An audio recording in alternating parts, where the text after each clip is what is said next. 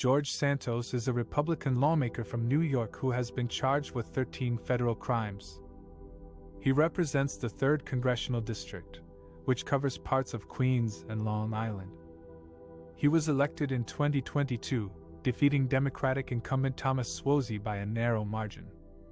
Santos surrendered to federal authorities on May 10, 2023, and pleaded not guilty to the charges at a Long Island courthouse. He was released on $500,000 bond and is due back in court on June 30th. He has refused to resign from Congress and has announced his intention to run for re-election in 2024. The charges against Santos include 7 counts of wire fraud, 3 counts of money laundering, 1 count of theft of public funds and 2 counts of making materially false statements to the House of Representatives. According to the indictment, Santos engaged in 3 schemes to defraud prospective donors, investors, and creditors. In the first scheme, Santos allegedly directed a political consultant to solicit donations from 2 contributors under false pretenses, claiming that their money would be used to help elect Santos to the House by purchasing television advertisements. Instead, Santos transferred the $50,000 he received to his personal bank account and used it for his own expenses. In the second scheme, Santos allegedly lied about his personal wealth and business success to induce investors to lend him money for a purported real estate development project in Brazil. He claimed that he had a net worth of over $100 million and that he owned several properties in New York and Brazil.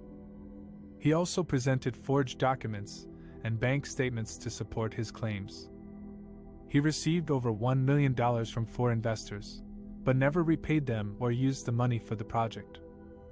In the third scheme, Santos allegedly stole public funds by submitting false claims for reimbursement to the House of Representatives for travel expenses that he never incurred or that were unrelated to his official duties. He also submitted false financial disclosure reports to conceal his income and assets from the House Ethics Committee.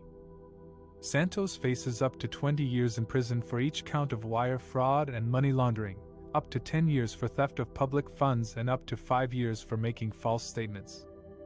He also faces fines and restitution orders. Santos has been under scrutiny since January 2023, when the New York Times exposed his history of fabrications about his heritage, education, and professional background.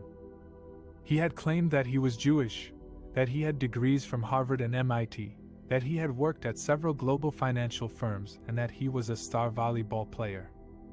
He later admitted that none of these claims were true. Santos has also faced questions about his campaign spending, which included unusual payments for travel, lodging, and other items. The Nonpartisan Campaign Legal Center filed a complaint with the Federal Election Commission, accusing Santos of violating campaign finance laws.